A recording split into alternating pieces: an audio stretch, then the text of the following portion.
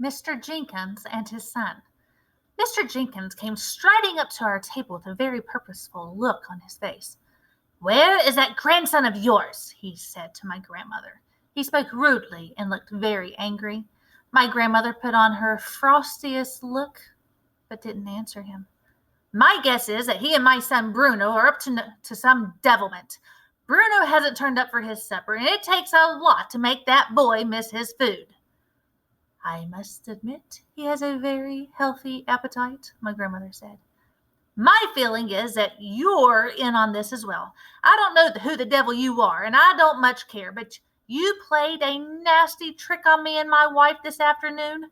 You put a dirty little mouse on the table. That makes me think all three of you are up to something. So if you know where Bruno's hiding, kindly tell me at once."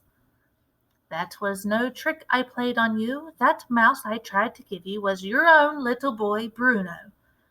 I was being kind to you. I was trying to restore him to the bosom of his family. You refused to take him in." "What do you mean, madam?" shouted Mr. Jenkins. "My son isn't a mouse." His black mustache was jumping up and down like crazy as he spoke. "Come on, woman! Where is he? Out with it!" The family at the table nearest us had all stopped eating and were staring at Mr. Jenkins. My grandmother sat there puffing away calmly at her black cigar.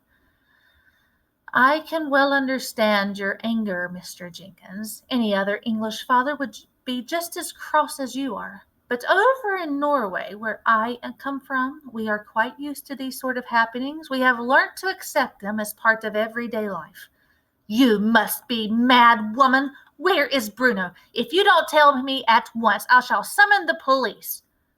"Bruno is a mouse," my grandmother said, calm as ever. "He most certainly is not a mouse." "Oh, yes, I am," Bruno said, poking his head up out of the handbag. Mr. Jenkins leapt about 3 feet into the air. "Hello, Dad," Bruno said. He had a silly sort of mousy grin on his face.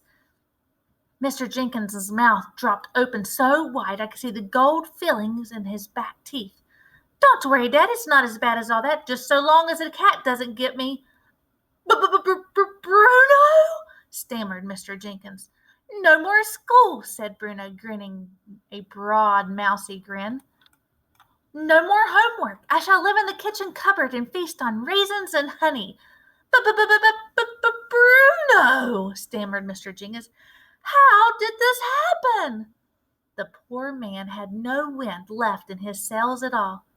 "Witches," my grandmother said. "The witches did it." "I can't have a mouse for a son." "You've got one. Be nice to him, Mr. Jenkins." "Mrs. Jenkins will go crazy. She can't stand the things." "She'll have to get used to them. I hope you don't keep a cat in the house." We do.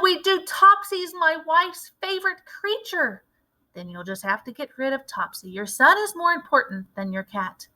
"He certainly is," Bruno shouted from inside the handbag. "You tell Mom she's got to get rid of Topsy before I go home."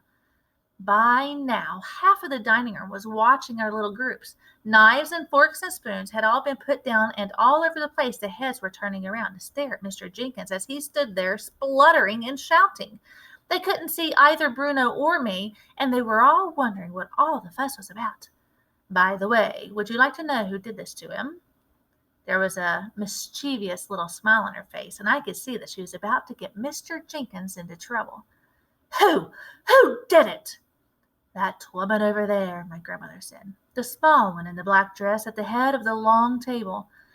"She's RSPCC. She's the chairwoman." "No, she's not. She's the Grand High Witch of all the world." "You mean she did it, that skinny little woman over there?" shouted Mr. Jenkins, pointing with a long finger. "By gad, I'll have my lawyers on to her for this. I'll make her pay through the nose." "I wouldn't do anything rash," my grandmother said to him. "That woman has magic powers. She might decide to turn you into something even sillier than a mouse. A cockroach, perhaps." "Turn me into a cockroach?" shouted Mr. Jenkins, puffing out his chest. "I'd like to see her try." He swung around and started marching across the dining room towards the Grand High Witch's table. My grandmother and I watched him, Bruno had jumped up onto our table and was also watching his father. Practically everyone in the dining room was watching Mr. Jenkins now. I stayed where I was, peeping out of my grandmother's handbag. I thought it might be wiser to stay put.